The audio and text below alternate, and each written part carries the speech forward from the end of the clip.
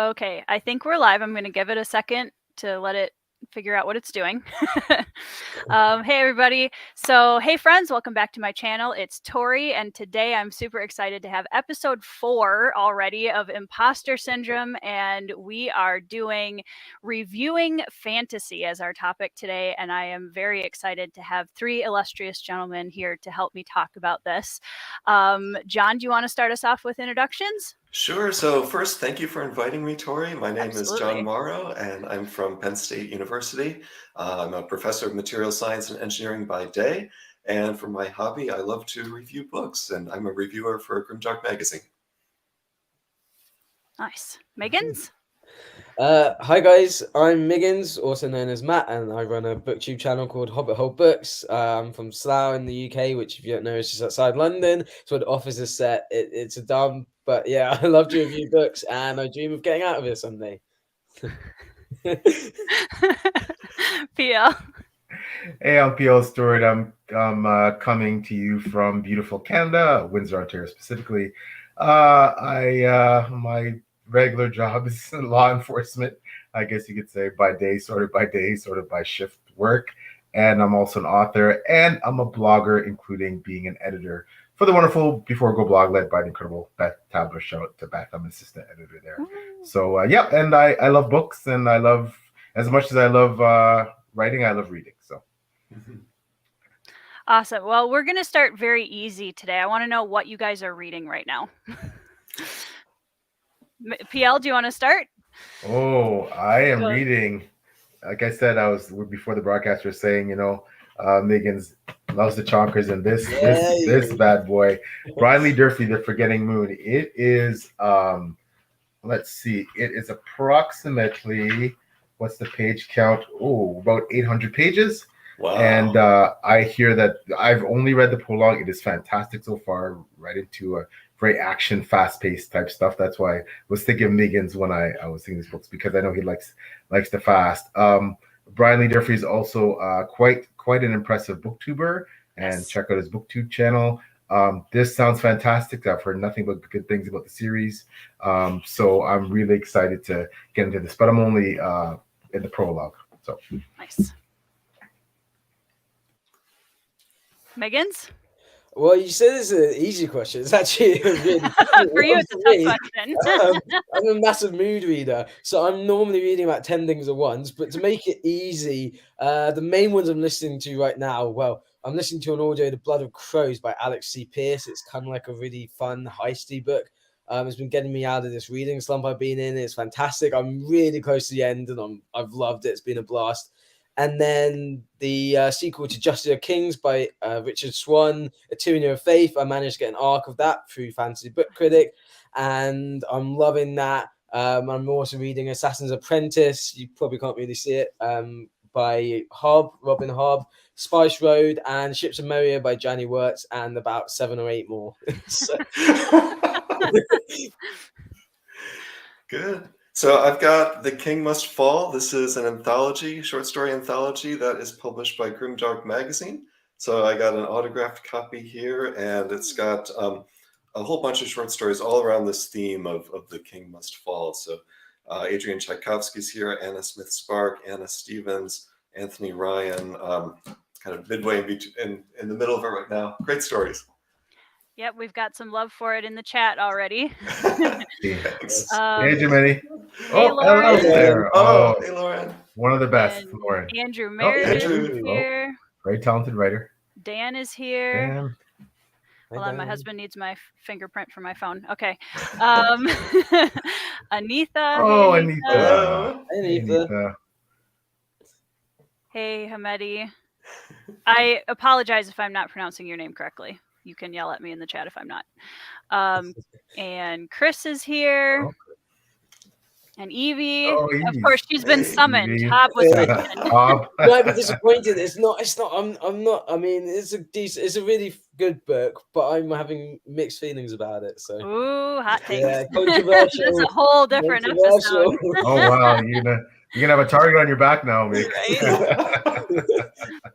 Hi, Tadia. Hey.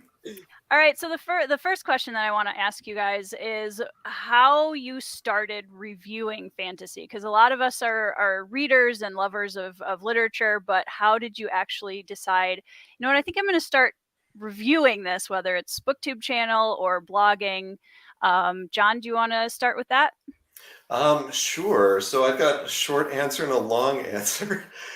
Short answer is I was reading this beautiful book here, Holy Sister by Mark Lawrence. Yeah. And I finished the book and I just couldn't keep it to myself. I just loved it so much. So I posted like a 2-sentence or 3-sentence review to Goodreads, very much surprising my daughter after using Goodreads for 8 years without reviewing anything. So yeah, I just wanted to share that love of this book and my love of reading with others. Longer answer is that I fell in love with fantasy really early with The Hobbit, of course, and The Lord of the Rings. These are the vintage editions, the pre-movie editions.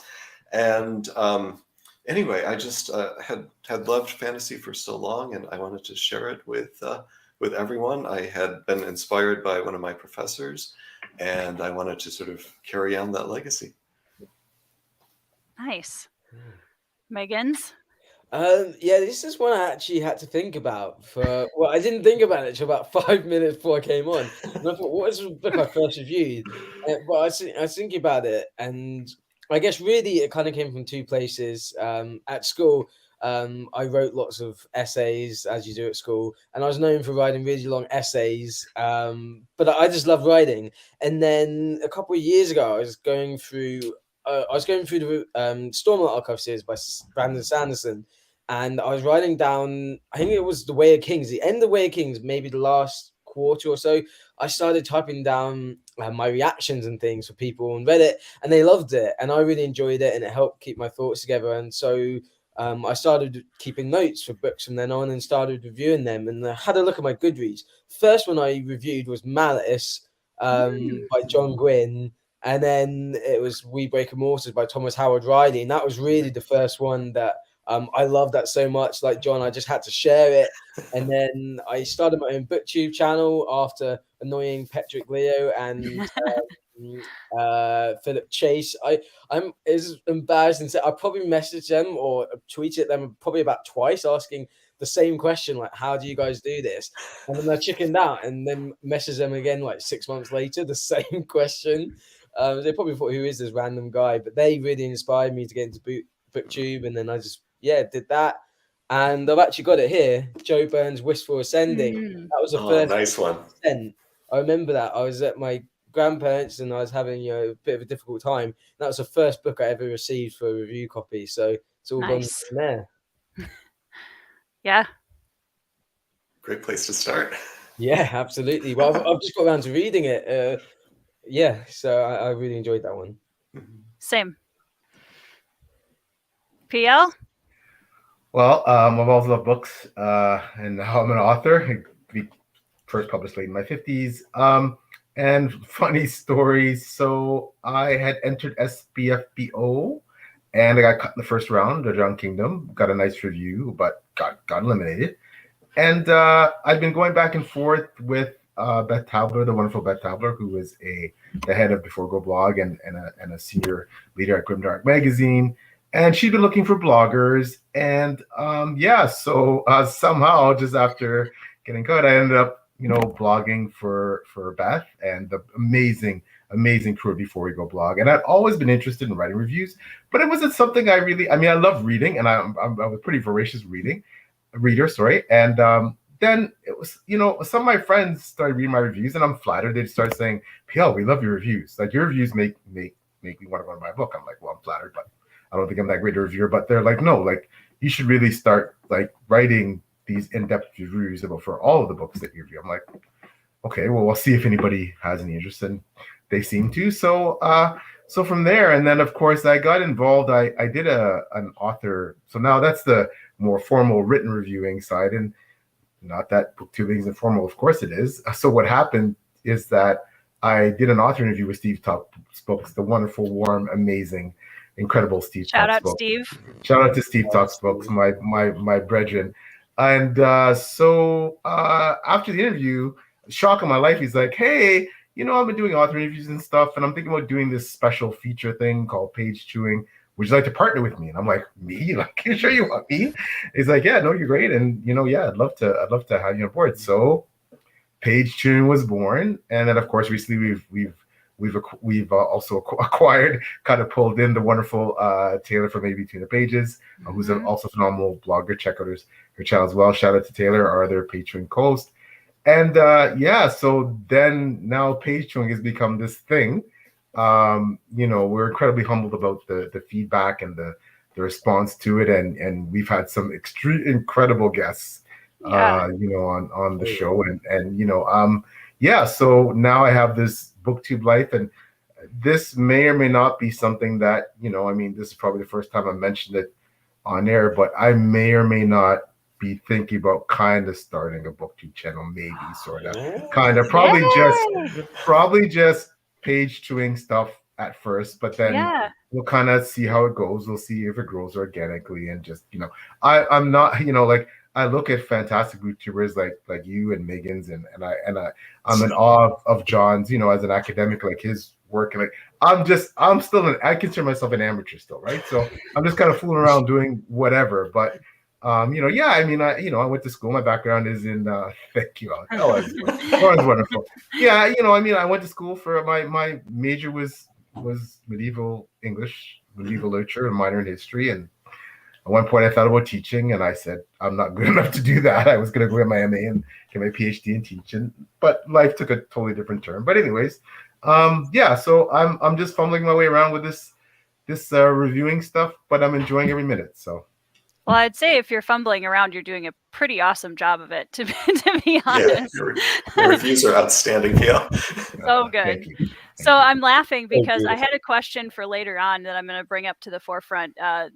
I chose to name the show Imposter Syndrome because I knew I needed a title that was going to be universally relatable to the viewers and the guests that I would have on. And I was laughing because as we were all talking about how we got into reviewing, there was a lot of like Miggins talking about like, oh, well, I thought about typing out this message to Philip and Patrick, and I decided not to. And 6 months later, I went back and PL talking about everybody else's booktube channel, and I'm not sure, I'm kind of fumbling. So let's talk about, do we get imposter syndrome as reviewers? Because I had a whole chat about this with the author side of things for the first episode. But I think it would be a good topic to segue into, since we all kind of just had a moment of it right there. How do we, as reviewers, do we ever feel that kind of imposter syndrome of like, why would anybody want to know what I think of somebody else's book? Because that is something I think about even as I do booktube videos and stuff for reviews. I'm like, man, this isn't even going to be coherent, and I hope is So Miggins, do you want to start us off with that? Yeah, 100%. I definitely get that.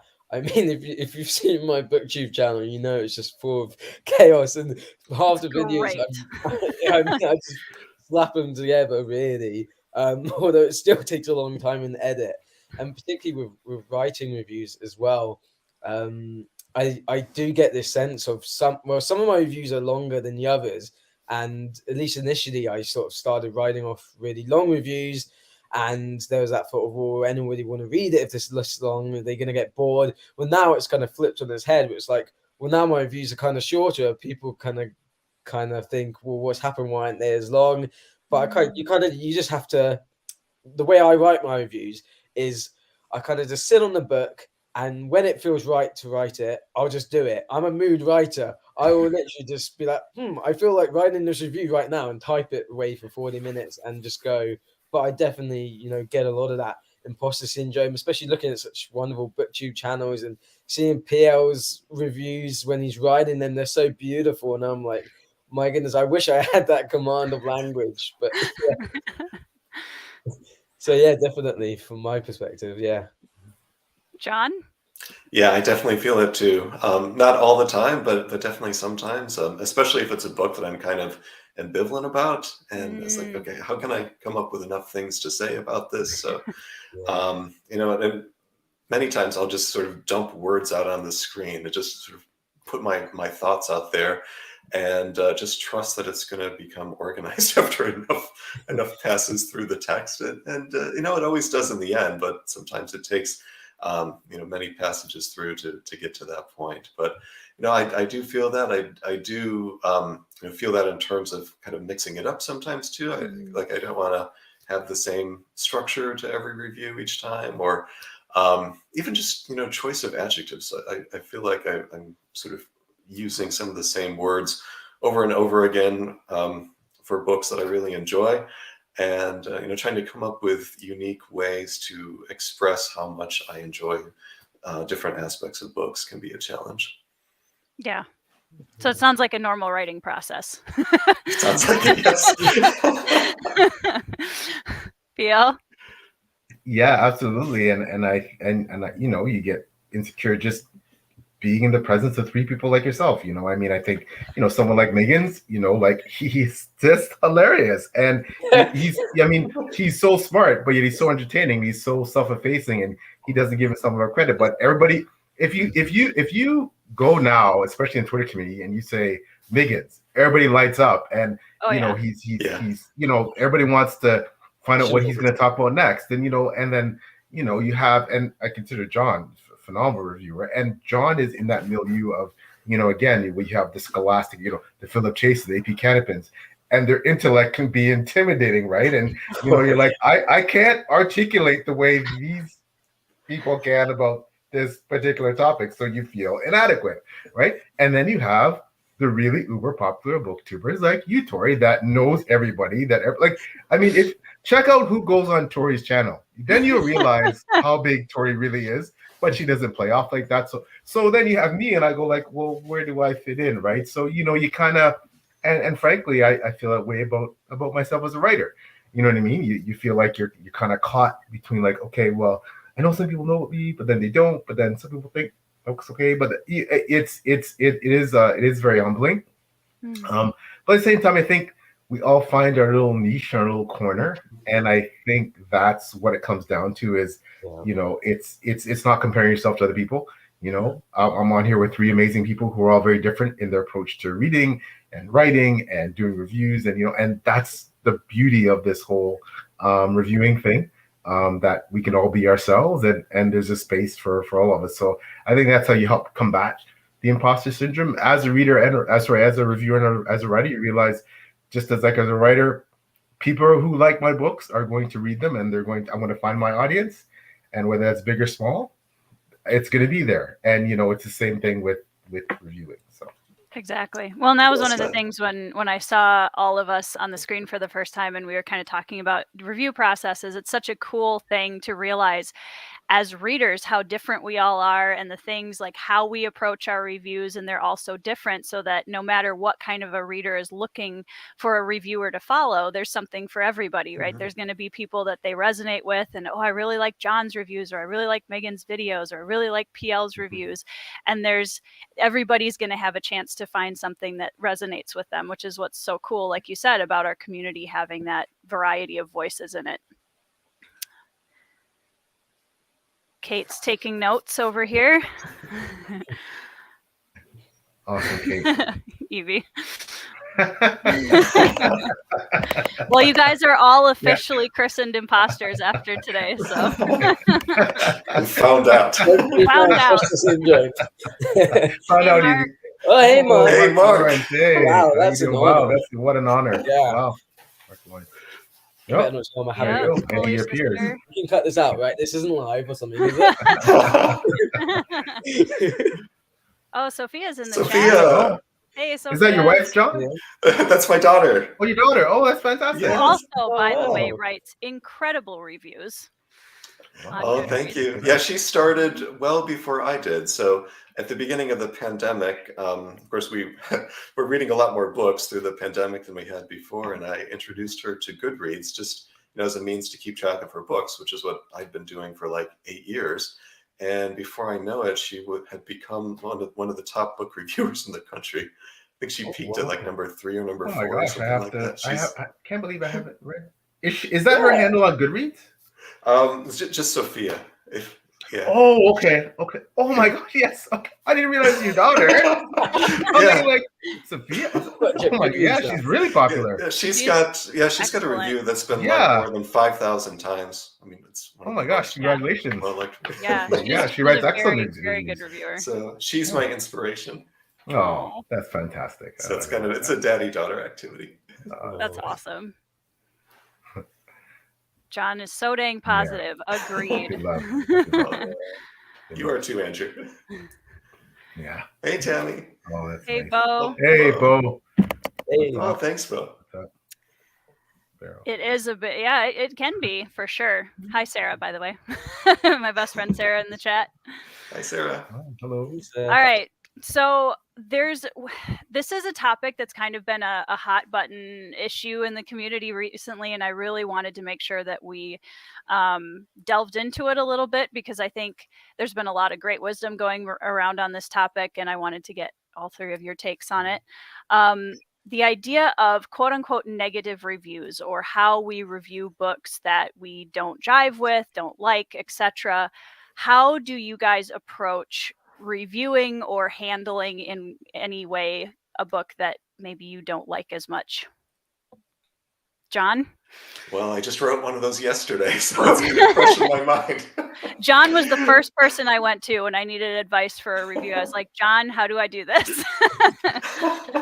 So I think it's important to keep in mind that we write our reviews for the readers. So yes. They're for the readers first. And of course, I love it when the authors read them too, and when they enjoy the reviews, but it's primarily for the readers. Mm-hmm. And so I think it's important that we, give our honest opinion about a given book. If it is a negative review, of course, we want to be as constructive as possible. And I'll, always try to find a few positive things to say as well, because there should always be something that you like about the book. And, if there are parts that didn't, work well for me, I'll try to, back that up with some of the evidence and my perspective. And ultimately, of course, it's just an opinion, and other people may disagree. But, I just try to keep it constructive and realize that, we're just trying to help out here. We're trying to help readers to determine what they may wish to pick up next from an author's point of view. Maybe even, some of the feedback could be positive going forward for like their next book. And frankly, any reviews are actually good for authors too. Even negative reviews help to get the word out about their book. And, somebody else who has a very different taste in books might read one of my negative reviews and say, hey, but I like that. Mm-hmm. And then go and pick it up. So, even though it doesn't feel great to write a negative review, in the end, I think it can end up being a positive thing. Yeah, for sure. PL? Well, I apologize for the long answer in advance. So I believe here, I'm not sure, and I apologize if either, I don't believe yet anyways. I have a feeling John or Mick or Matt have written a book. But for Tori and I, who have both sides of it, being authors and reviewers, I think, and I don't want to speak for Tori, can't wait to hear what she has to say, but there's a few elements. Number one, extremely well said, very articulate by John in that I believe you can write a negative review and make it sound like a positive review. And I endeavor to do that in my reviews. That, if there's a book that really, really doesn't work for me, so I want to preface this by saying that if I have issues with things like the book is extremely, like there's real editing issues in terms of, grammar, spelling, punctuation, serious developmental issues, things that would potentially call into question the writer's efficacy as a writer, then I would tend to, if it was an arc, like if someone, if a writer was kind enough to send me an arc, which is an honor, I'd message them back and say, hey, you know what? I don't think I can do your book justice. These are the reasons why. I don't want to reflect negatively on your book. I can give you some one-on-one feedback through DMs or whatever, but I think maybe it's best, that because obviously as an author, I'm sensitive to the fact that reviews matter. And especially for an indie author, because, and listen, let's face facts, you leaving a 1-star review on Joe Abercrombie, Robin Hobb, it means nothing, right? In the thousands and thousands of reviews, really, at the end of the day, it means nothing. You, however, leaving a negative review on a burgeoning indie author who has maybe 10 reviews or 30 or 40 and has just started out, and if someone looks at you as someone who speaks with some authority and some influence, that could potentially negatively impact their seat. So I think you want to be careful there, because I think we're all kind people, aside from being authors or not. I think we all recognize, having been around now, that, okay, a negative view could potentially impact. And the bigger the reviewer, frankly, and I'm not a big one, but frankly, the bigger the reviewer, the more an impact that can have on your book. I mean, I am very careful with that. If I feel that it's something that maybe wasn't for me, but I still feel the necessity, I want to give feedback for the book. And as John said, I want to potentially, I may not like it, but maybe some of the things that I'm highlighting, it's someone else's taste. I might leave a review without a rating, right? But I will highlight all the positives as much as I can. I'll talk a little bit about things that don't work for me, and I'll go from there. And if it's something, I will not leave less than a 3-star review. That is my personal, mantra. If it's less than a 3-star, like I said, I'm going to go with that, either personal feedback, or because then if it's less than a 3-star, to me that means there's some serious issues on my end, and it may just be me, right? Because as John aptly pointed out, it's subjective. It's my opinion. Who am I to say your book is horrible? That's what I think, but that doesn't mean that it is. But yeah, I'm very careful with I think reputation means a lot as an author and a reviewer. And I also wouldn't want to gain a reputation for trashing people's books.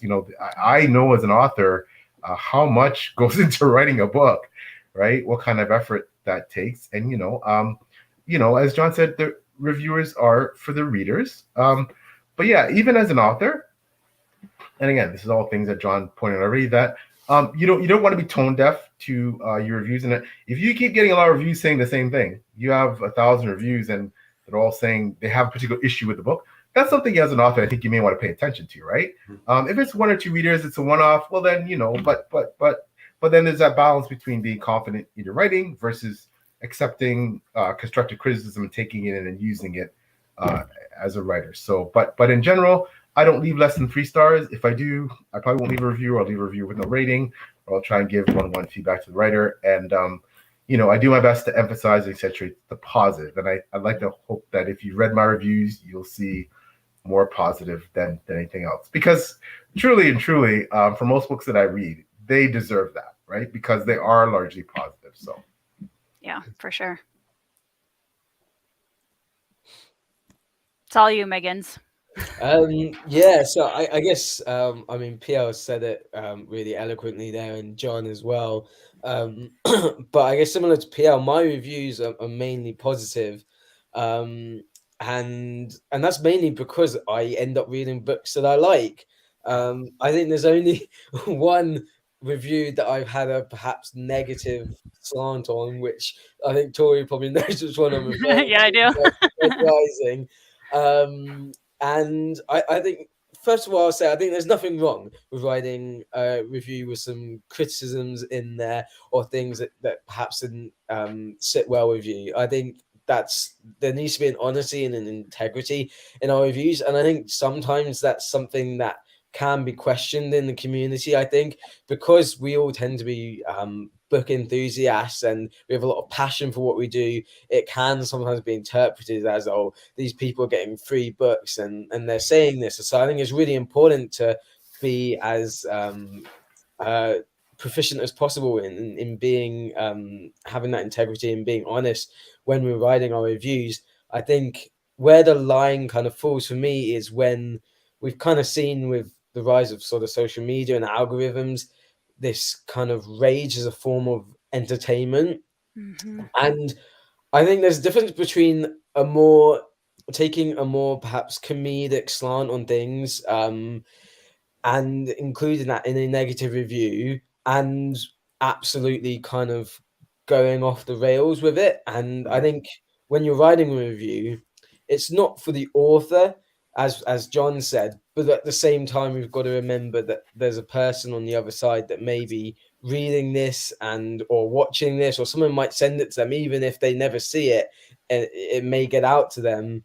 And I think some of the reviews that I've seen that are more negative, I think it's a case of we need to kind of take a moment, and instead of writing that review straight after we've read the book, when we feel these emotions, these intense emotions, because as readers we'll know that we can feel really intense emotions about books. I think sitting with it and taking a few days to consider your thoughts, and writing down what worked for you and what didn't, in a way that might encourage other readers that, like I think John said, they might find something in your review that you didn't like, but they're like, I love that trope, you know. You're like, I'm fed up of this. It's in the last 6 books, and they're like, oh my goodness, I've been looking for a book like this. You're like, you're the savior of BookTube because you've shown me this wonderful book. No, that's just my fantasy, but yeah, that's pretty much what I'd say, but in a far less eloquent way than the other two. No, I think that's a good point. Go ahead, John. Oh yeah, I just wanted to add, my average rating has definitely gone up quite a bit since I started reviewing books formally, and I think it gets to your point, Miggins, that I'm finding more books that I like. I mean, it just seems to be a good fit. So it's actually fairly unusual at this point for me to get a book that I really dislike. But if I go back a few years, my average rating in Goodreads was quite a bit lower, and it was more of a reflection of not finding the right books.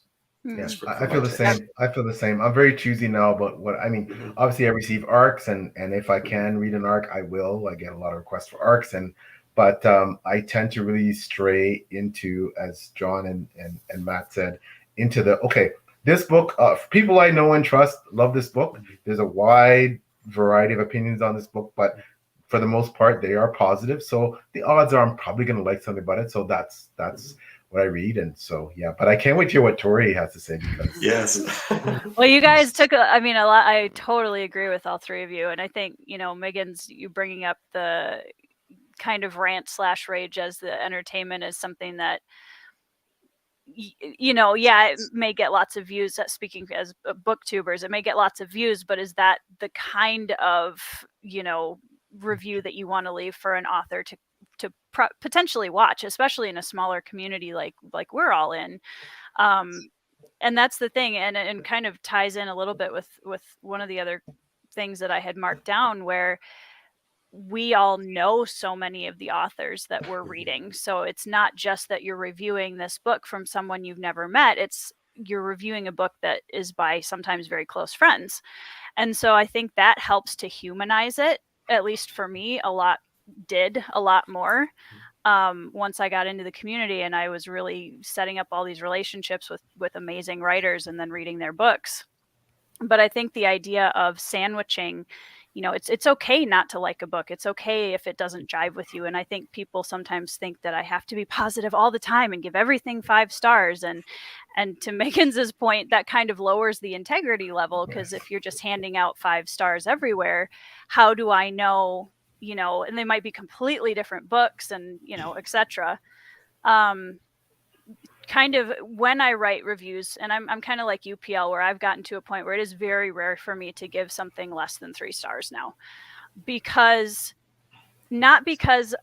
partially because I think I am also starting to gain more of an understanding of what I like to read. And like you, I'm also becoming more choosy about, okay, if someone says, hey, I have this arc, here's what it's about, and I'm like, yeah, I don't know if that's going to be a good fit for me, but check out this other booktuber or this other reviewer who might be a better fit for it, which is another benefit of us all being in this tight-knit community where we can recommend books to each other and stuff, where we know each other's reading tastes. So I try really hard to focus on the positives, and it's not hard to find at least a couple of things in any book. Like, hey, I really, really liked that. That was really cool. I really liked this idea in the magic system. That was really cool. That really kept me engaged.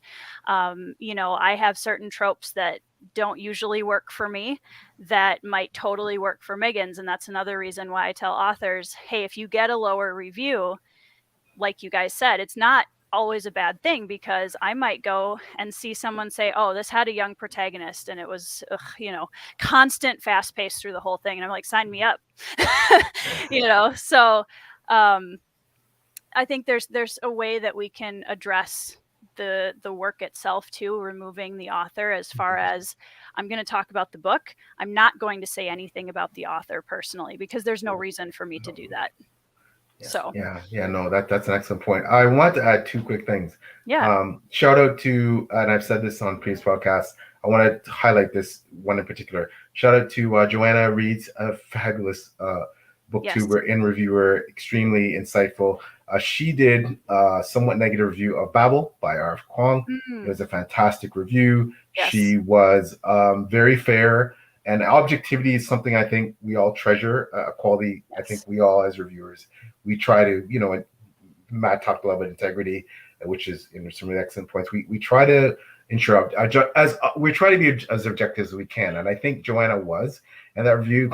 And speaking to that specifically, think about the pressure when this is R.F. Kuang is a pretty big author, right? So you don't know if she's watching, and Joanna's popular book tour. You don't know if R.F. Kuang is watching, and Joanna's the kind of person, she'd invite R.F. Kuang on her on her channel to interview and talk about books, and it wouldn't have anything to do with that. That book didn't work for her. So as Tori aptly pointed out, it becomes complicated because the community becomes smaller and smaller. The longer you stay in business, the more authors the more reviewers everybody gets to know everybody, and you're connected, and someone's been on Tori's channel and maybe they can come on my channel and but Tori PL wrote a negative review of my book, like what, like, do you know what I mean? So it can get very complicated, right? Scandalous. Yeah. It can get very complicated. There was a question that I wanted to pull in here. Oh goodness, we have a bunch. Hold on, I've got to catch up with questions really quick.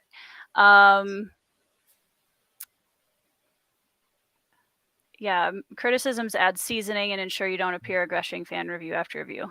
Which I probably do. But part of that is positive. And you're not alone.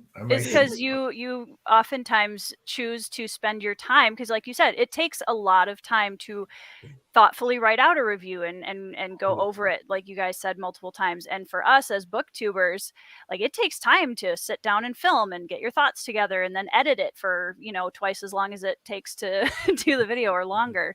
So you have to be careful that you are putting your time and energy into the things that are also because we're also human, and we want to be able to say that we're spending our energy in places that we feel good about.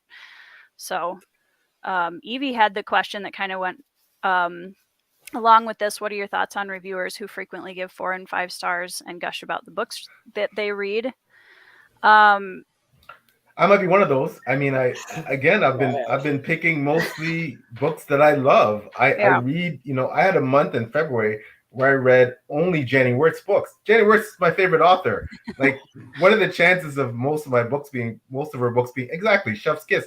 Most of her books give me 4 and 5 stars. And again, as I said, I am way more choosy in where I run into the books that aren't going to be those is sometimes arcs from people who just, hey, you know what? Can you give my book a try? Blah, blah. Okay. And I tried it. And sometimes, it doesn't work for me. Right. And those reviews typically never see the light of day, to be honest with you. I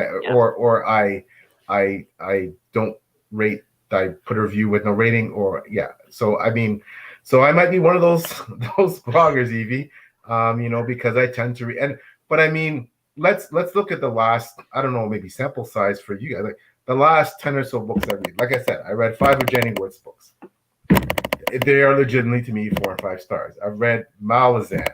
I've read, this Brian Lee Durfee book is starting off to be fantastic.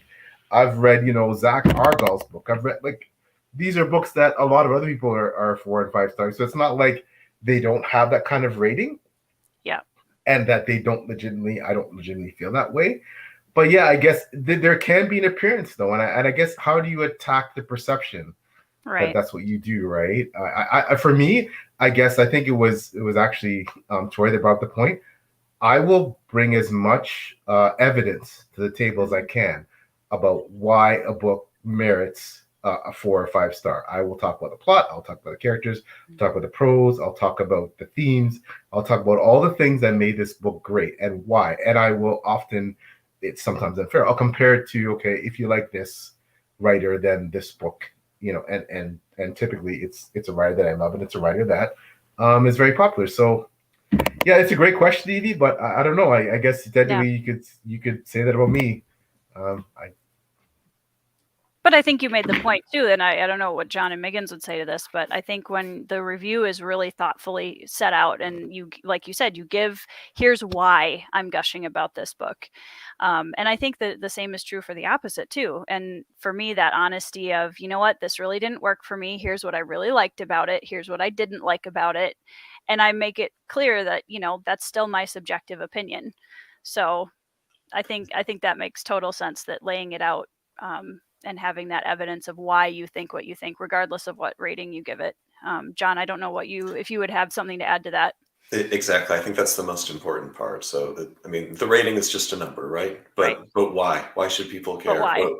Right. What is the evidence to back that up? And, if you love the book, then great. Tell us why. And that's one of the great things about PL's reviews, is that they're so thorough, and you can just, so much great information there.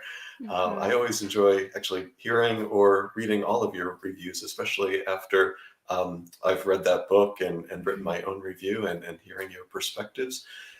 So I do use the full range of stars. I've written plenty of 1 and 2 star reviews, as well as 3, 4, and 5. But in each case, I try to lay out the reasoning, and I hope that people would focus on the text more than the number. Mm-hmm. Yeah, I think I'd be very similar. I'd be very similar to yourself, PL. I think what I've had is I've read a lot of books that would naturally be a 3 star, but I rate a lot based on my journey. And so there are many books, in fact probably a large majority of the 4 star books that I've reviewed as 4 stars, that they've kind of gone up from a 3 star because there was such an entertaining journey. And then the 5 stars, I always try and balance out. So I've never read a perfect 5 star, and I don't think anyone probably ever has or ever will write a perfect 5 star book. And I saw even in that, I will still have, here's things that didn't quite work for me, but this is why it's still a 5 star. And usually it's because this is something that's going to stick with me for a long time. Yeah, absolutely. And I would encourage anyone to, all of you who are all fantastic reviewers in your own rights, and I encourage anyone out there, someone like Evie, who again is a fantastic reviewer, judge a contest, judge BBYNA, SBFBO, pick your, judge a contest where you have, 10, 30, 20, 30, 40 books to judge, and you have to pick and narrow them down to a few select books that are moving forward to the next stage.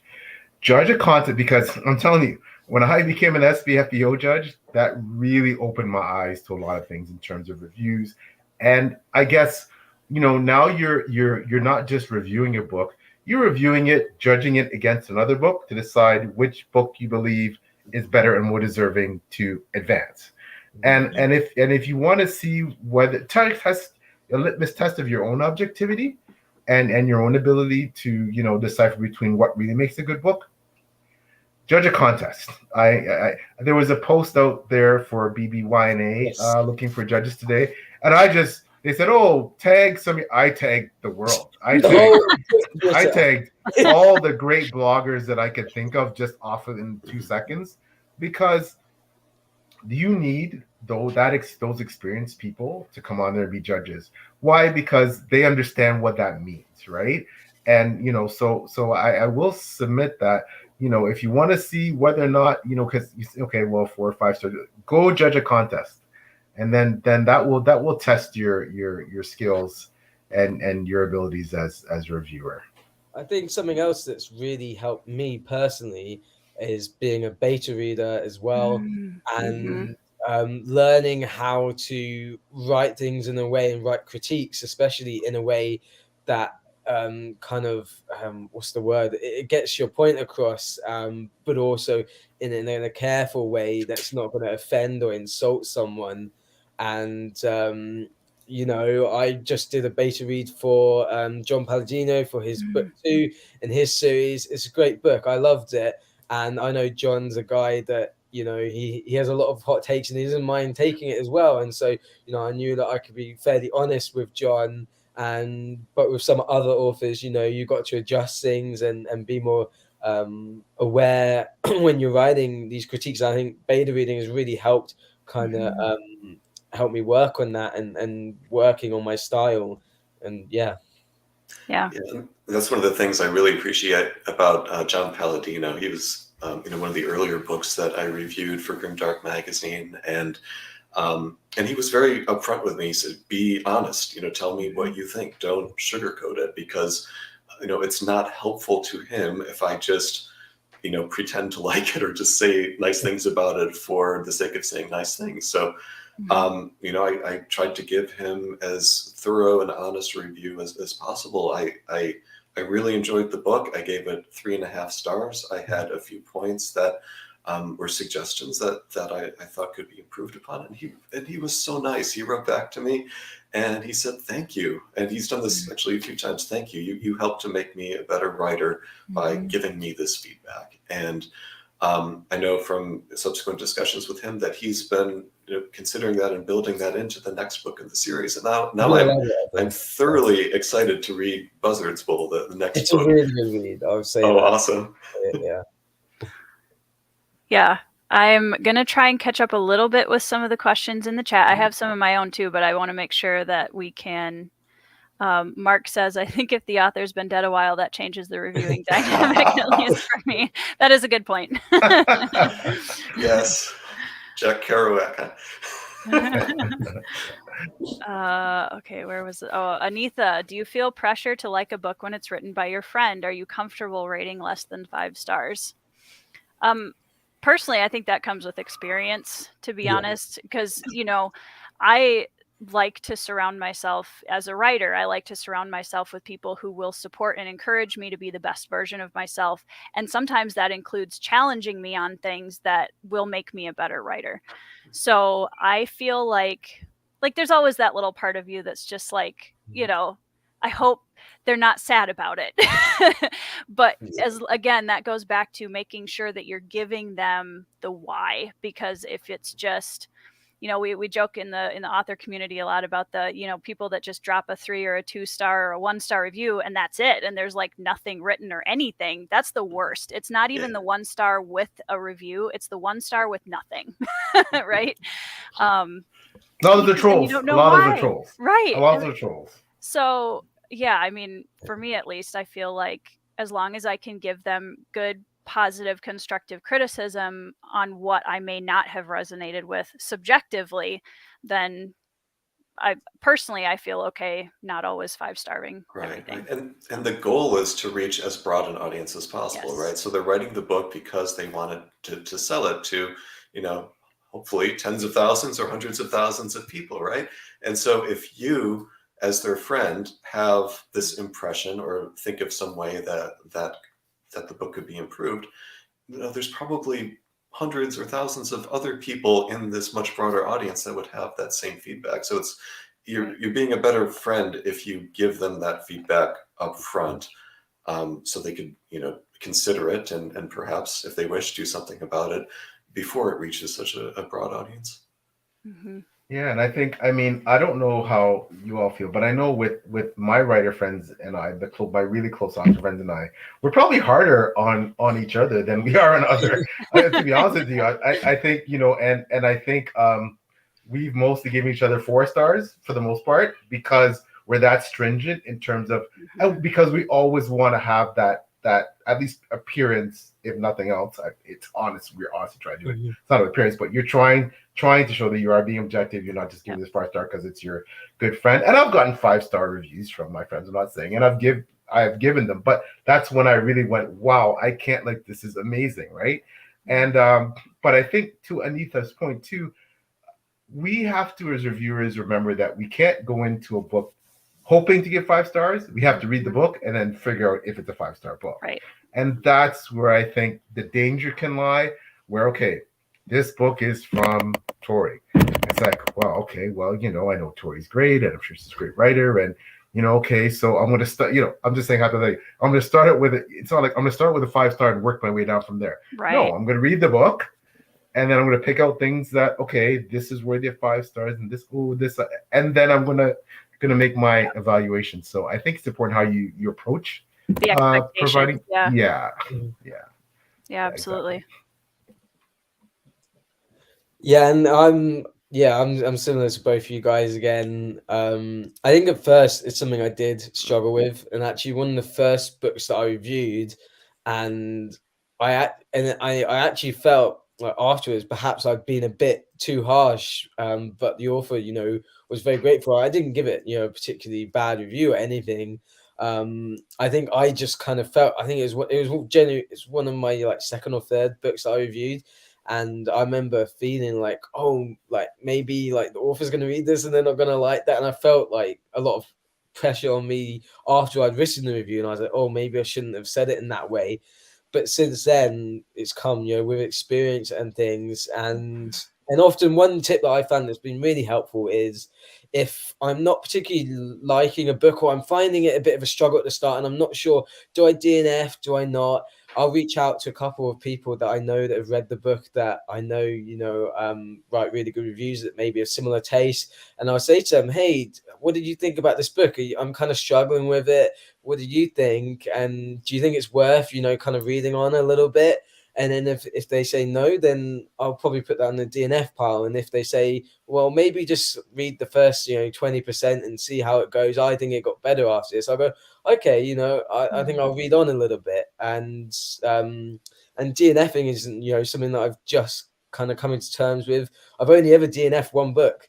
And it was because it was an arc, and it was for a kind of a blog tour, and it just didn't click with me at the beginning. And I read the first sort of maybe 5%, and it sounded like everything that I was going to love, and I was so excited to read it, and it just wasn't hitting. It felt, perhaps, it just didn't really fit with my vibe. And then I messaged, the person that had organized the tour, and I said, hey, it's not really fitting with me. I'm not too sure about it. Perhaps you can reach out to someone else, and someone else can fill that slot, as I don't think I'm going to be able to do this very well as the author's, it's his tour. I don't want to slate it on the tour. And he said, read the first, 10%, read another 5%. And I did that, and it still didn't hit with me. And so I DNF'd it. And I think that's something that as reviewers, we need to kind of grow comfortable with, and that's something I'm still kind of getting to grips with. But luckily, most of my books I'm actually loving. So yeah. Turning this question around too, what if you genuinely get a 5-star book from an indie author and you want to tell the world how great this is?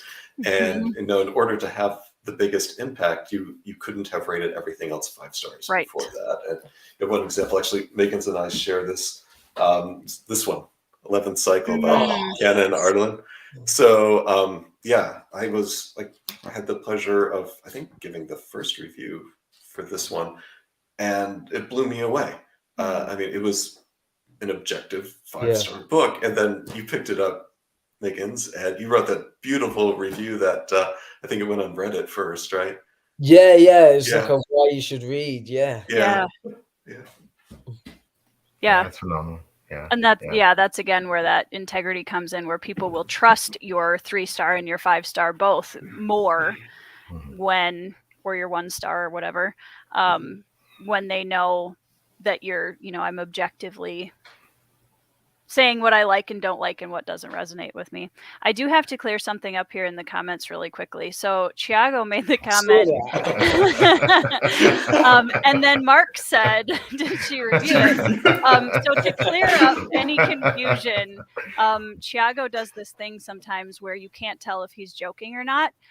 He is. I did like his book, and I have I thought you did. Yeah, I did. I have a dedicated review on my channel and on Goodreads, and an author interview. So, Mr. Thiago, cool SBFBO finalist. SBFBO finalist Thiago Dalla. Shout out to Thiago. Yeah, Sarah says, I appreciate when people can provide their criticisms, even if they leave a 5-star. I'm more likely to take those reviews seriously. Yep.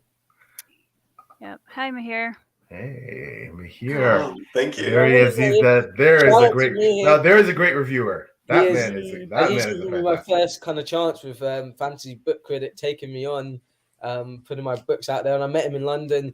One of the nicest guys ever. Him, Sadie Samit, and Michael R. Miller, and Michael took us all out to dinner. It was amazing. So shout I'm out. so to jealous. everyone. I'm jealous. I can't wait to meet here in real life one day. Oh, Hopefully. he's a proper gentleman. Yeah, He he's is. wonderful. He gave me He's 2 wonderful. books. He gave me by J.A. Andrews. Oh yeah. Oh yeah. He gave me the prequel series, I think it is, because he knew I loved the big books. So luckily I bought a big rucksack.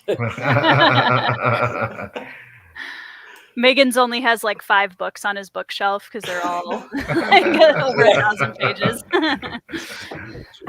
Mahir wants to know, question for you all later. What book series are intimidating to you as a reviewer?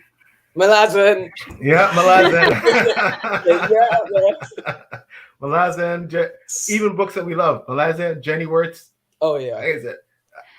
The books for me, I don't know how you all feel. I'm just gonna quickly say the books for me, and I love my chonkers too, just like Maddie. However, and John, obviously, if you can read those books like 11th Cycle that are 500-ish plus pages long, I have this Brian Lee Durfee book that has ages.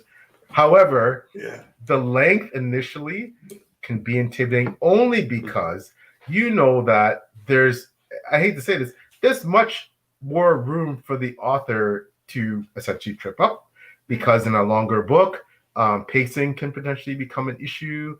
Keeping you engaged for 1,000. But I've read books that I thought, like Daniel Jackson's Illborn. Oh my gosh, I could read 2,000 pages of his. Yeah. Oh, you know what I mean? And Malazan, as dense and as complicated as can be, I loved it. Jenny Wirt's book, I can read a 1,500 page book from Jenny Wirtz, no problem. Right? So but initially for me, it's the thickness, the word count that gets me kind of and a bit too if it's a series that's really, really popular. It's not even necessarily feel the pressure that I have to give this popular book a 5-star because everybody else loves it. It's just more if you don't like it, and I can honestly say this, and it's no disrespect, he's a world-class, obviously renowned author, one of the biggest authors, Brandon Sanderson. I mean, I struggled with The Way of Kings. I gave it a 4-star in the end because there were so many things that I liked, enough things I liked about it, but I couldn't give it a 5-star because there's just things that the prose just didn't click with me, and there was nothing I can do about that. And I'm going to be doing read-alongs with Taylor from Maybe the Changes Between the Pages on her channel with some other great booktubers and bloggers in the future, and I want to give it a chance, and that's one of the reasons why I want these experienced Sanderson fanatics to help me, maybe perhaps spark something in me or explain something that might increase my enjoyment, as because I plan to give his work a chance. I want to read through the whole Cosmo here, and I want to give it a shot, right? Because I think it's probably worth giving a shot. But I can tell you, Wave of Kings the prose didn't wow me at all. Yeah. It's insane how much the series changes. Thinking back to how small, relatively, it was in Way of Kings, and the end. I remember I was on Reddit, and like I said, I think that was when I started, writing my thoughts out, and people started messaging me. I was asking them questions. They were pointing out some of the foreshadows that are in there. It blew my mind. But even Sanderson, who was my favorite author, I just read The Lost Metal, and I'm not going to give it a positive review, probably. I did not like The Lost Metal. And it's interesting, as I've grown reading indie authors, the less I've enjoyed Sanderson, the more wider I've read, even though I still love Sanderson. Perhaps he's not my favorite author anymore. I don't know. And it's actually really confusing to feel that. Yeah, he's kind of hit and miss for me. So I really love the Stormlight Archive. Oathbringer was actually the low point for me. I know that's your favorite one, isn't it? It's my favorite book of all time. Yeah. It made me cry so much. Yeah, for me, it seemed to blow up too big too quickly, and I kind of lost my bearings a little bit. But the other 3 books were all strong 5 stars for me, at least. But then I really dislike Mistborn, and I know it's a beloved series, and I just it doesn't gel with me at all. But I still enjoy his other other books. But to get back to the question, what series was the most intimidating to me as a reviewer? It would be A Song of Ice and Fire. So the funny thing is, I joined Grimdark Magazine, and Adrian Collins, the founder of Grimdark Magazine, started it after all of the 5 currently published volumes of Song of Ice and Fire have been published. So there weren't any reviews of these books on the site. And I mentioned it to him, like, hey, would you like me to write a review of A Game of Thrones, thinking that I would just do the one book. And so I wrote that one. And then Adrian just kind of assumed that I meant the entire series. And I was like, oh no, what did I just sign up for? So I did all 5 of the books. And it got progressively more difficult the more I got into it, because I have the same impressions of each book, and how do I say the same types of things like 5 unique ways and still keep it interesting. So that was the most challenging to me because of that, and of course because of the length and the breadth and depth of those novels. Yeah, They're up there. They're one of a kind. They are. They are. Yeah.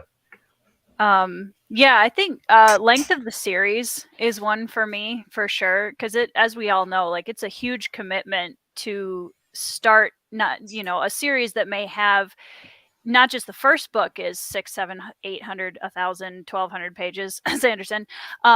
Then but you're committing to multiple books in this series. And that takes time from, instead of reading 5 different authors, I'm only reading 1 for this whole big long time, which, if I love it, is great.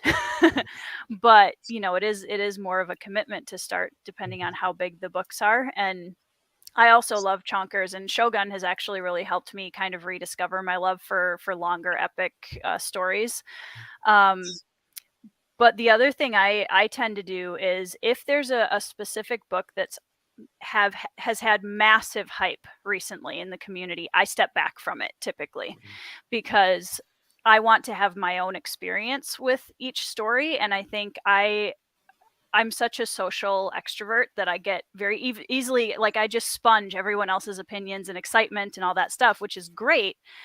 But I want to be able to objectively have then my own experience with the book. So if everyone on BookTube and everyone on Twitter is talking about this one particular book and they love it so much, that's exciting, and it makes me excited to read it. But I'll usually give myself a little bit of space to wait until I actually pick it up myself.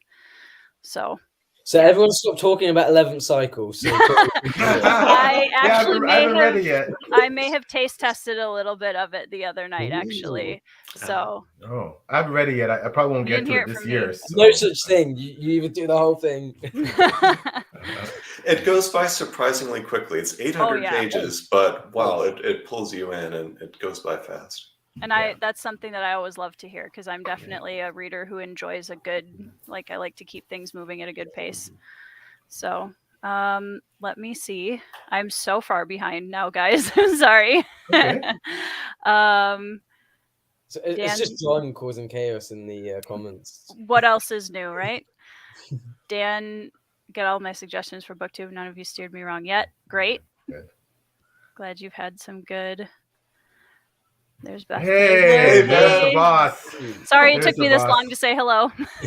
She is wonderful. Beth Tabler. She is amazing. wonderful. Just the queen of the community. She's fantastic. She's great. Bo, if a book I'm reading is plotting course to be a 1 or 2 star, I would rather DNF it and move on to something I would enjoy more. Yeah. Same for me. Quick favorite from everybody while I'm searching through comments. Richard Swan, standout so far. Yeah. Sorry, what was that one? Just as a King's. Just as a King's. Standout so far. That and Wolf Eater by Anthony Mitchell. So an Indian and trad pubs, but yeah, they're so good. Oh, I have so many. I'm scared. I'm scared. Just please bear with me. Oh, Children of Gods and Fighting Men by Sean Wallace. Oh my God. It's so good. Oh, I got an arc of A Quiet Vengeance by Tim Hardy. Smoking. Yeah. I have to mention at least one more that I think that. So I'm in the midst of reading. I'm sorry. I'm in the midst of reading War is the Life's Shadow by Jenny Words, favorite author. But she sent me almost all her shorts and all short stories that are related to that universe. And I read The Gallant, which is a short story. We're going to be doing a deep dive with Philip Chase and a few others. It was March, later on March, I can't remember. It was all of her short stories were phenomenal. I got The Gallant, wow. Just, yeah. Great. So for me, The Book That Wouldn't Burn by Mark Lawrence. I'm so Brilliant. excited. The Salt Grows Heavy by Cassandra Khaw, which is a dark fantasy horror that was absolutely brilliant. Untethered Sky by Fonda Lee. And one more, let me see. The 10% Thief by Lavanya Lakshmi Naranyan. Oh, I'm sorry. Can I see one more? You got all the arcs. That's great. Can I see one more? Adiel Sin, Book 2, Ilber. Ah, mention yes. that. I've been hearing good Sorry, things about that one. Okay. So I want to ask, I had one on my list here that I want to make sure we get to, and that is speaking from reviewers' point of view and also PL as an author in the genre, fantasy, I feel like often gets kind of a bad reputation in the larger literary community, which we all think is very silly, of course. But I would love to know, as reviewers, what do you guys feel fantasy brings to the literary community as a whole? What is it about fantasy? Like, why should we read it? What does it bring to the table? John? So I think it brings an unparalleled imagination and creativity. And the thing is, any other genre of literature could also be fantasy. I mean, there's fantasy science fiction, there's fantasy romance, there's fantasy mystery. And, fantasy can be written with just as much beauty as, the best of literary fiction. And I think it sort of unshackles you from, as much as the author would like, from the grounding of our reality here, whether it is like a simple magical realism where you're just introducing magical elements into our everyday world, or going to a low fantasy or a high fantasy. It can help us to understand the human experience in ways that aren't restricted to our everyday lives. And when you consider a book like, for example, The Name of the Wind by Rothfuss, I mean, that is a work of art. That is just a beautiful book that is, better than the vast majority of literary fiction that I've read. And that's just one example. Miggins? So I just blown away by John's comments there. I know. He is a professor, right? Yeah. Spellbound me into silence, which is probably a good thing. So what was the question again?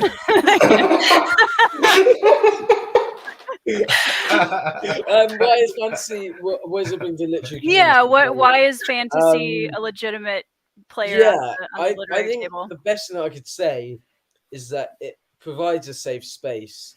I think fantasy has kind of been at the forefront of kind of shifting things in society in general.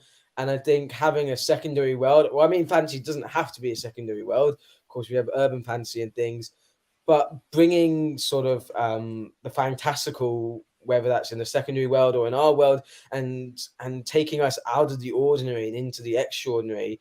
And I think that can be a really powerful way to explore some really deep thematic issues, and it can be quite kind of therapeutic in a way for people. And so I think it really just provides a safe space to talk about some really difficult topics. And I think it's something that, you could tackle that head on in a literary book that's going to win all the awards. But for some people, that might be too much. It might be overwhelming. In a fantasy, they can identify with characters while still being at a distance. And it can be really powerful and a really emotional experience reading that. For sure. Well said. Yes. Not only did you take my point, you said it much, much in a much more articulate fashion than I ever could. So there you go.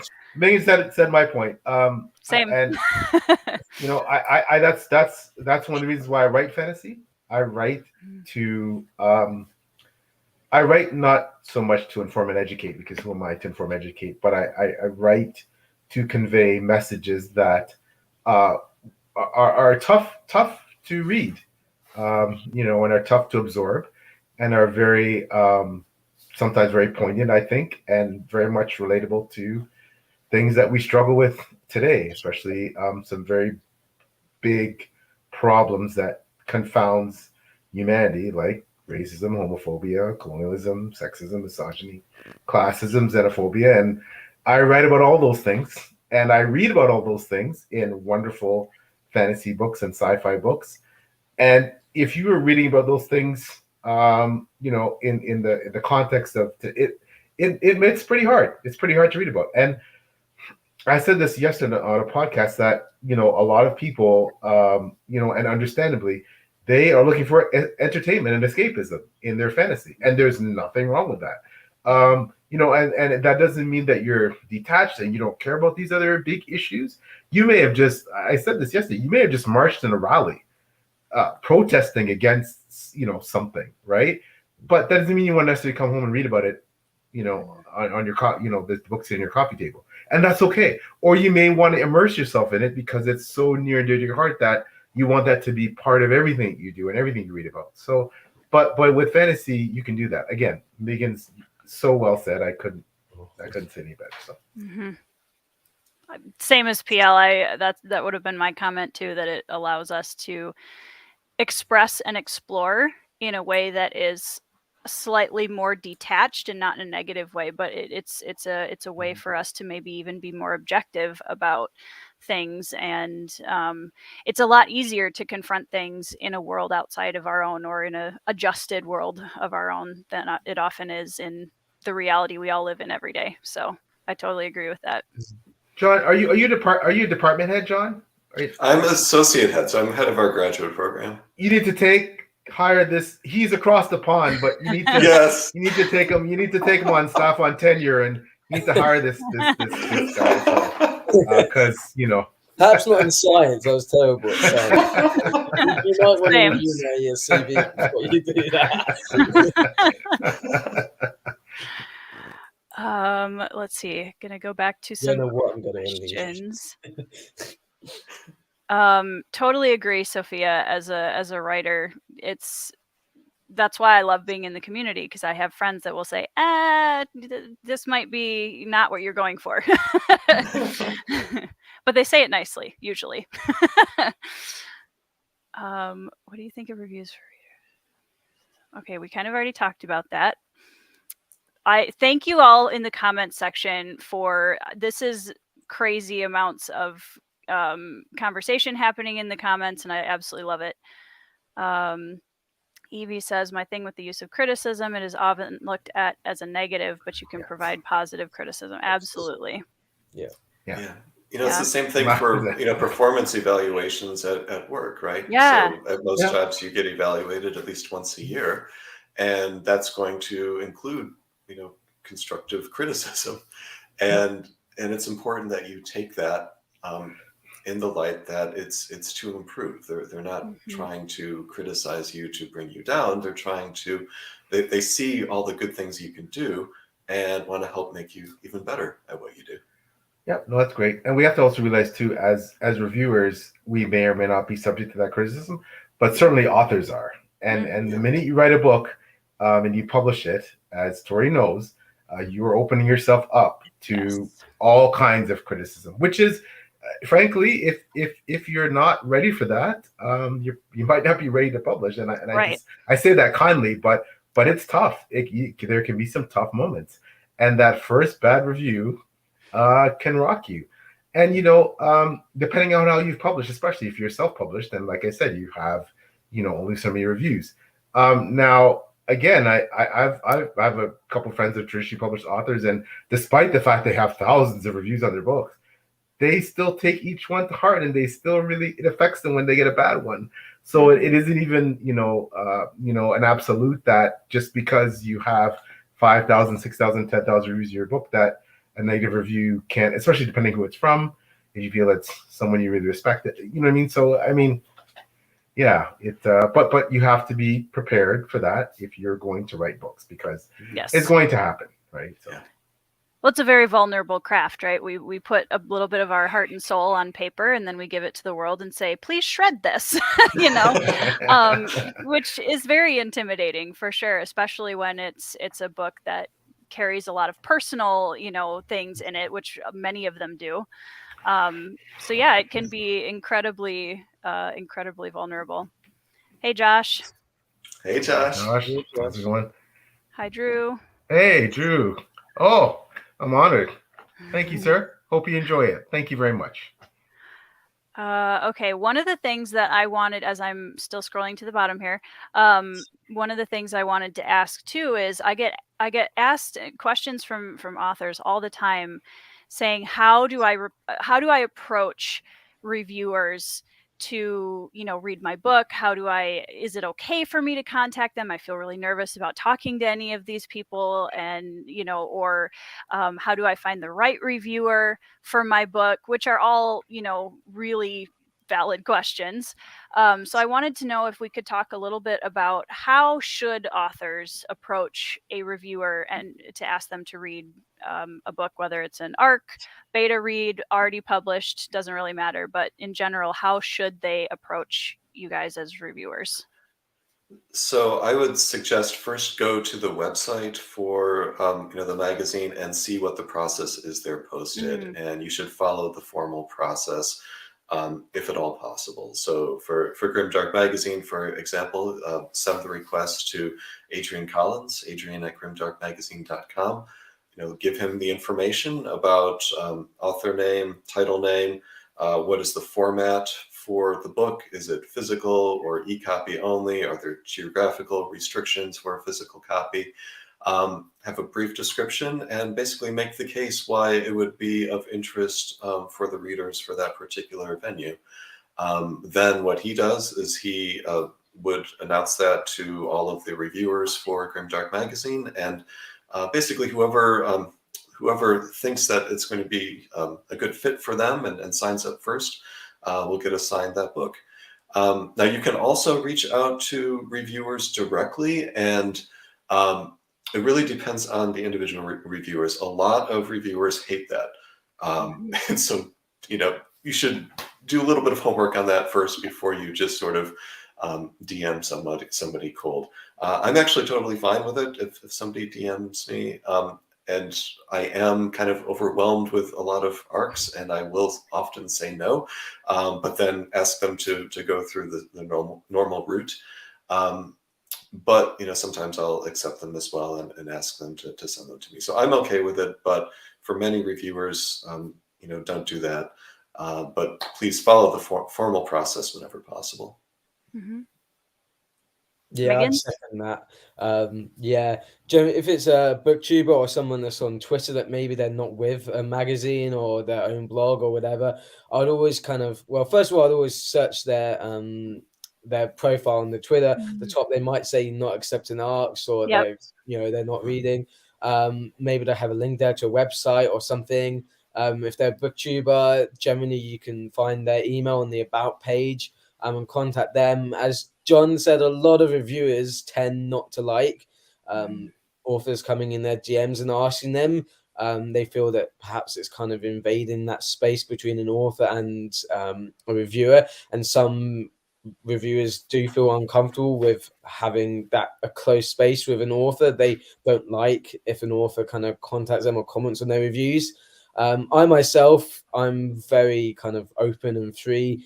Generally, I really don't mind. Not that I've had many DMs. I'm happy for people to reach out to me. I mean, at the moment, I'm just chock full, but I've still accepted books. So, but be careful with reviewers, because most of them, I'd say in general, don't DM anyone first. Try and find an email, a professional email on their booktube or something on their Twitter. Find out where they put their reviews. And they should have some kind of contact information there that you can do that officially.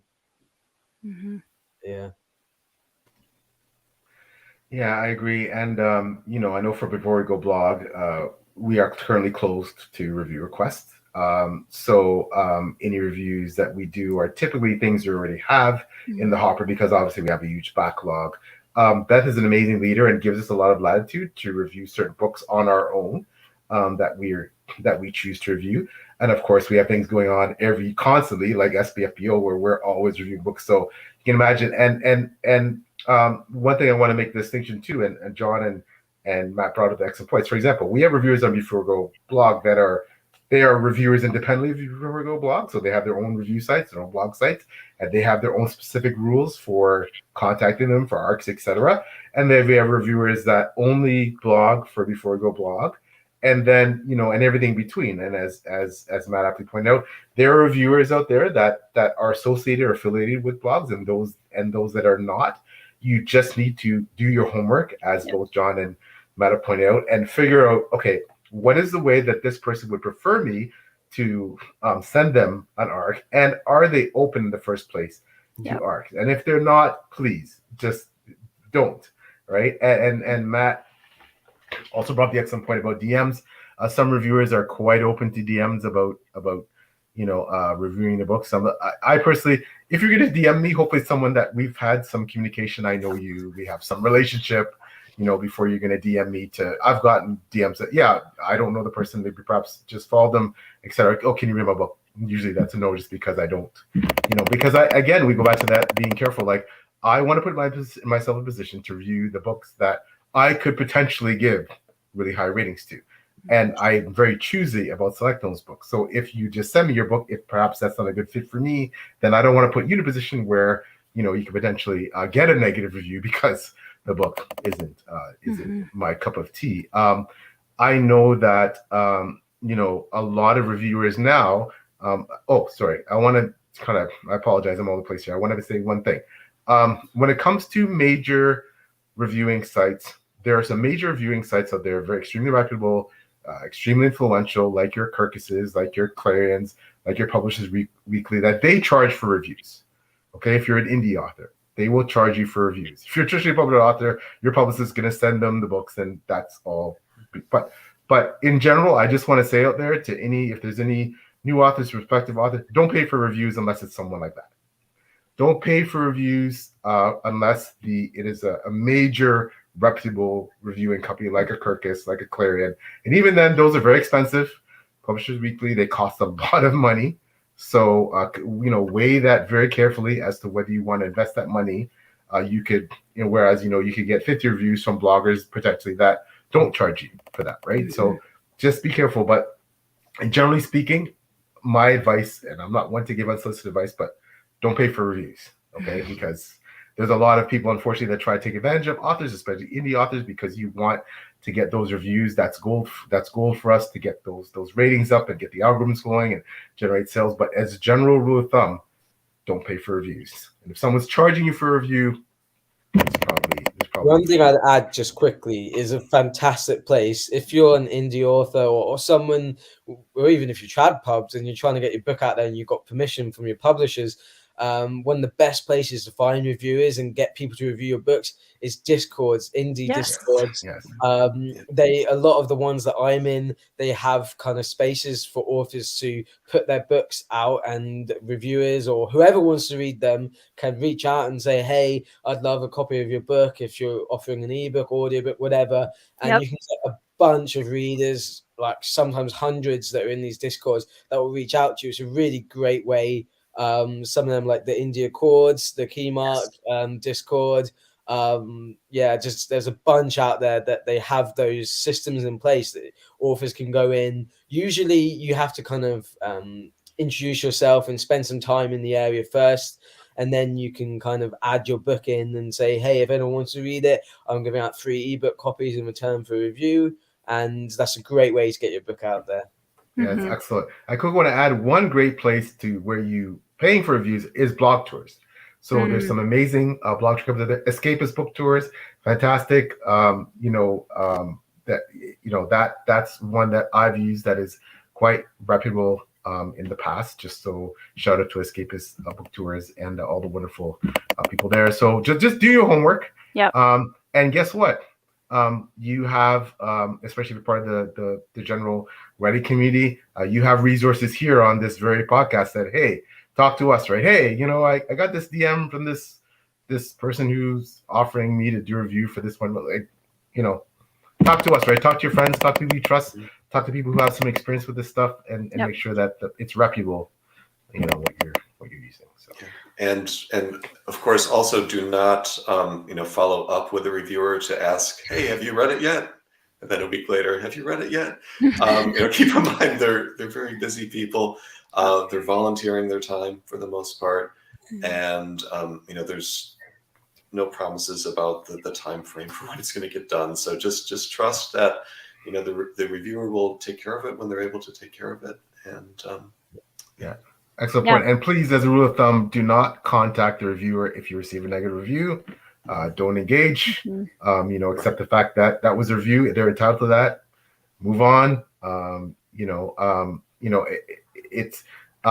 It's one of those things whereby I think it was Matt that mentioned about space between authors and reviewers. Like, it's very sensitive.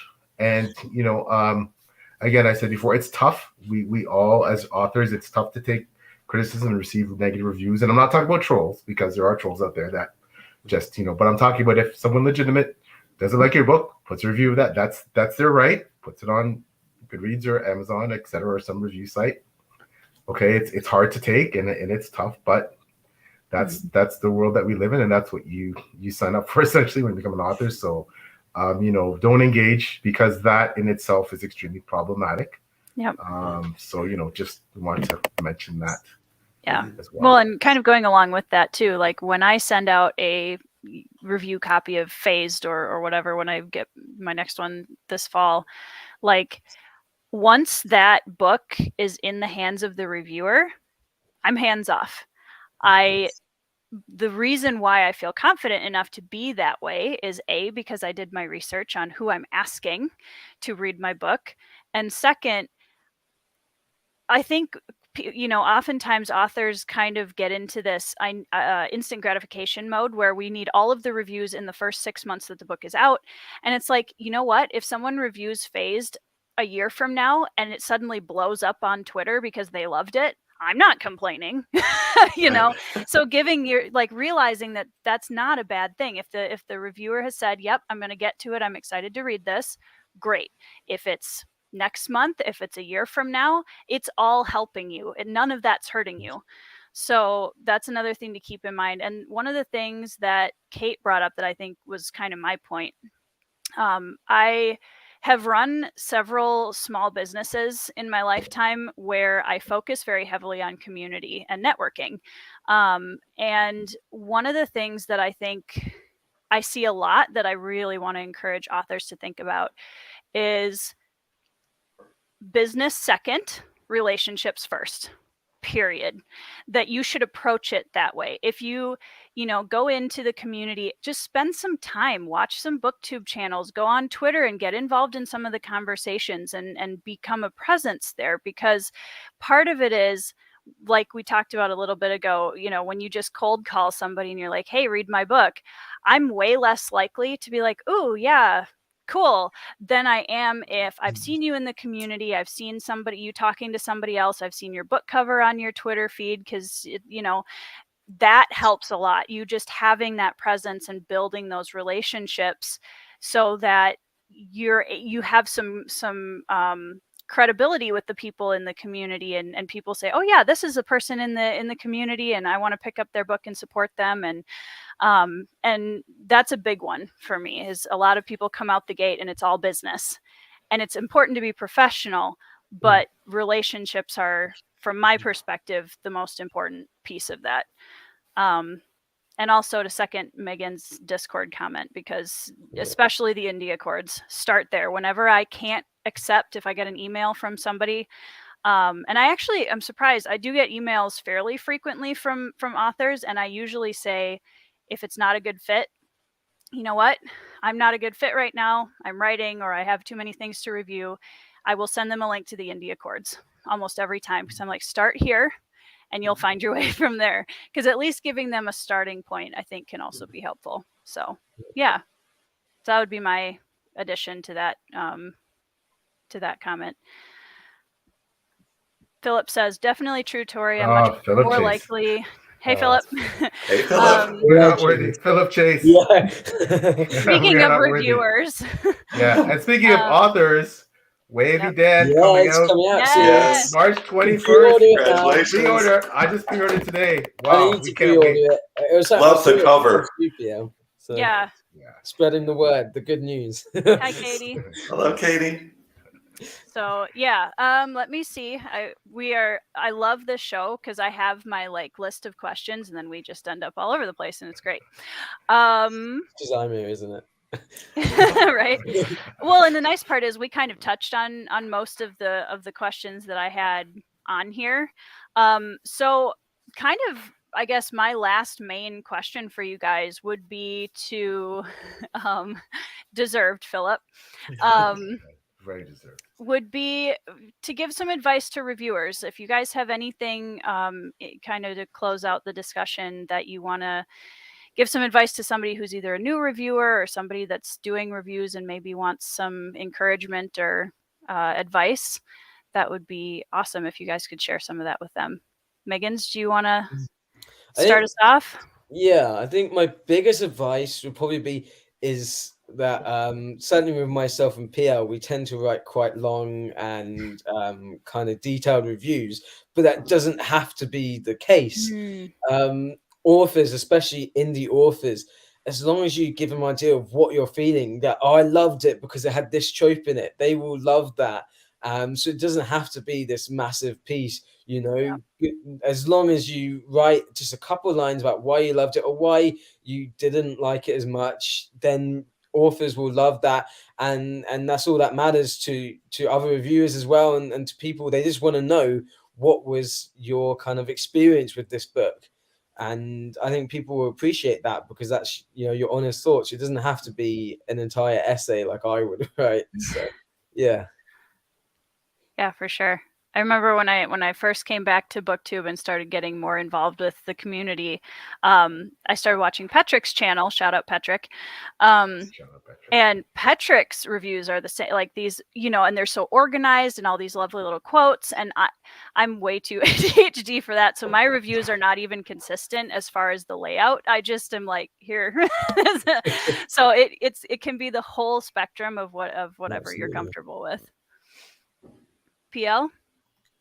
Yeah, and I feel so unqualified to give advice. I'm a new reviewer. I'm a new book team, right? But yeah, I'd say, and that was an excellent point by Matt. It doesn't have to be War and Peace when I write a review. But I would say for me is that you know, my advice is that if you're going to write a review of a book, even if you're not an author, imagine that a lot of us have been to school. It doesn't matter what level. Imagine that someone is evaluating, as John pointed out, your yearly performance evaluation as an employee, whatever. Imagine you're on the other side of the table. What would you want this person to say in terms of if they were going to give you constructive feedback that's negative and some very positive? How would you want them to phrase that? What would you want to do it? So write a review the way you would want to have a review done on you, and I think that will help you, especially in terms of finding those positive qualities and highlighting them. So that would be what I would have to say. Yeah. Great. So for me, let me kind of zoom out a little bit.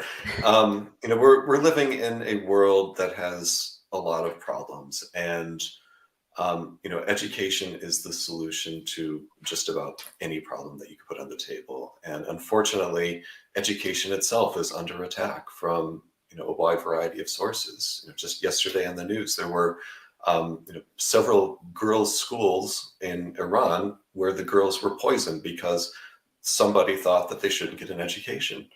You know, even in this country, book bannings, book burnings, as we saw recently as well, censorship, people trying to, you know, dictate what is, you know, approved for students to learn versus not learn.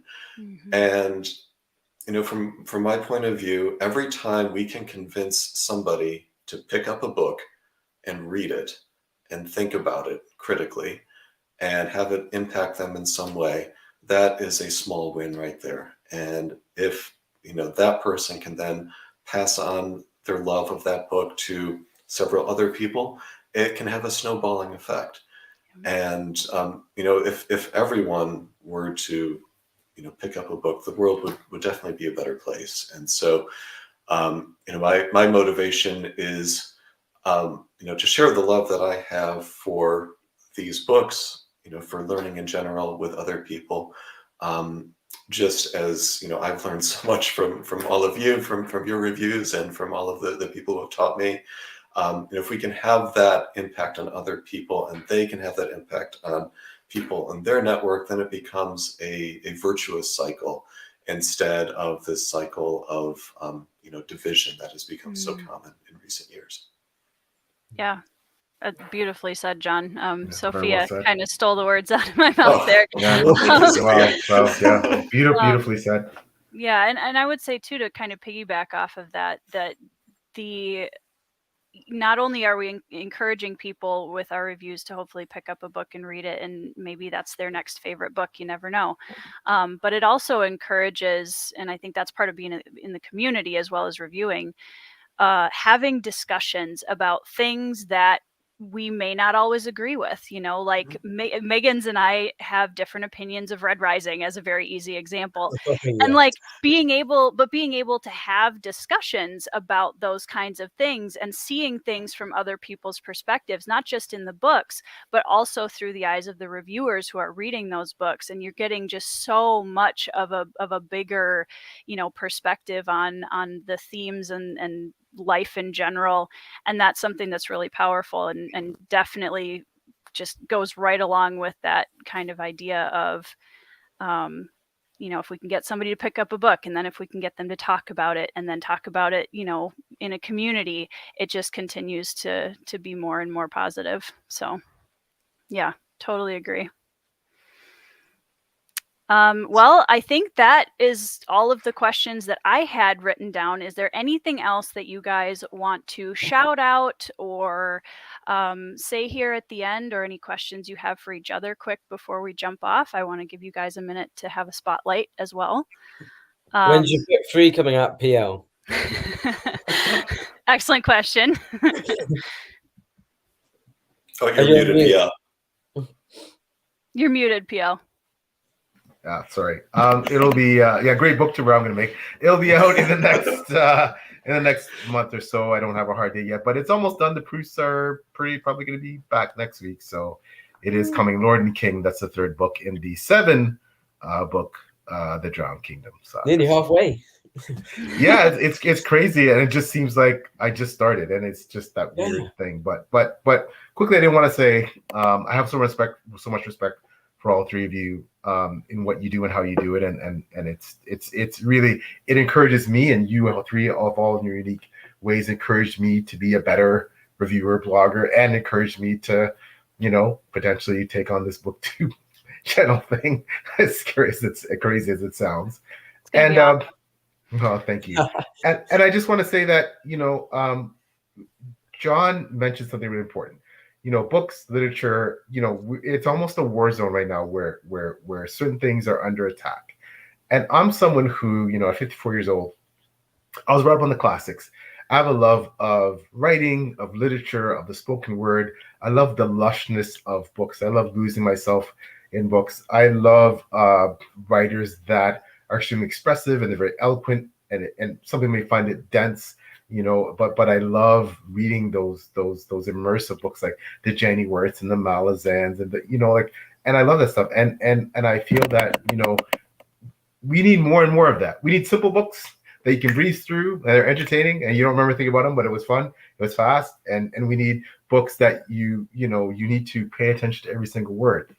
And I think that as bloggers and reviewers, we're helping to keep that alive by expressing our love of books, and it's becoming something that I never looked at as a responsibility per se before, but now I am starting to do so. The more I become immersed, it is a responsibility not only to get the word on great books out there and help support and promote authors and other booktubers, but it's also about keeping the love of books and literature alive and in the public consciousness, that that hopefully we're not all. I know we didn't broach this question, but hopefully there's not all AI. It's not all AI writing, books one day. And I just I'm old school and I'm old, so I appreciate books for what they are and all the value that they bring on many levels. And as a booktuber and reviewer, I think that's something that we all have responsibility. We're kind of taking that on to help keep that alive. So well said, PL. And the respect is mutual, of course, with for all of you and for so many others in the book community. And just in closing, I wanted to extend my thanks to all of you and to the broader book community. I kind of got into this just out of personal interest, and I never would have expected to find such a wonderful community and to meet so many new friends among the authors, the reviewers, the readers, the booktubers. And to me, that is the most meaningful part of this. So thank you. Yeah, and I'll piggyback on that and just say that, the community is one of the biggest part of this. I think especially in reviewing and reading fantasy, there is such a community because I guess it kind of started, if you go back to like the 80s and that, where it wasn't kind of cool to read fantasy necessarily. And it was kind of a thing you did with your friends. You were kind of hidden in your basements playing D&D. And you know what I mean? And but now we've got this big community, and it's always been a place where you can explore who you are, and I think that it's a wonderful and a really safe space, the community. And just on a personal level, there have been times where I didn't think I'd be here without this community, so it's a wonderful time to be part of this community. It's such a loving and fantastic space to be in. And I love being part of it, and everyone that's embraced me. You guys are wonderful, and all three of you, I just respect you so much. So yeah, thanks everyone for welcoming me into the community and not immediately shunning me. No way. Oh, and I'm sorry, I've been totally remiss. Tori, our host, especially for you, like, you're so amazing. Thank you so much we're so honored to be here. Like, like, you're just incredible, and you're so humble. And I think for the people that realize, like, Tori is the same person that she was when she started BookTube, and I don't think that's going to change.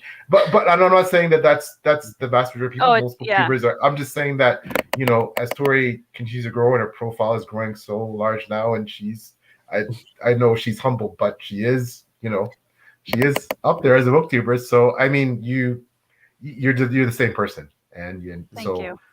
That's a sign of, we know what a great person you are. So, but thank you for having us. It just means a lot. So thank you. Well, I won't lie. This would be a very boring discussion if it was just me. So I'm so grateful that all three of you chose to spend your time with me today and offered so much of your wisdom and experience on this topic, because I was so excited when I picked this topic and I reached out to you guys and you all said yes. And I suddenly realized how great this conversation was going to be. I was like, oh my goodness, this is going to be fabulous. So thank you all very much for coming on and for sharing your thoughts and for everything all three of you do in the community, because the reason that I reached out to you guys is because I see you doing amazing things in the community and being wonderful people, and I'm very honored to have you on my channel. So thank you for that. So. Thank you. Thank you. Yeah. And for everyone in the comments, thank you so much for joining in and asking amazing questions. There are links to all three of these gentlemen's either websites and or BookTube channels down in the description box below. So definitely go and check those out. Subscribe to Megan's BookTube channel and to Miguel's. It's a dangerous thing to do. It's a rabbit hole, I'm telling you. Not a rabbit hole. I think I got... when I first found your channel, I watched the video of the bicycle. Instant sub. I had a video that I was going to do. Yeah. I was going to up it. Mic drop. That was. I was going to get awesome. my friend's car, and he had a really nice semi-sports car, and I was going to open one in the car while he was driving. Then his car got smashed, and we couldn't do that. But yeah, that was going to be my big kind of like, okay, that's the end, that's the finale. But I can't until he gets a new car. I can't do it. So. Yeah. Well, I mean, for Oh. everyone in the comments too, all three of these guys, I have read all of their reviews and or watched reviews by them, and they really, to me, represent the kind of reviewers that, as an author, I would love to see reviewing books in the community, because they're very insightful, they're very kind, they know how to give that constructive criticism that we talked about in a way that is very positive and uplifting. So you guys should be following all three of their reviews for everything, because I've really found it's amazing to read them, and I really enjoy it. So, and or watch. Sorry, Miggins. Right back to you, Tori. Reviews too. Shout out to Fantasy Book Critic. They're amazing over there. So Yes. So, all right. Back to you, Tori. Right Thank back you. to you. yeah. So yeah, thanks guys for joining in, and I will see you all next month for the episode 5, which I don't have a topic for yet, but we'll get there. So stay tuned for that, and definitely go check out the links in the description below, and I will see everyone in the next video. Bye guys.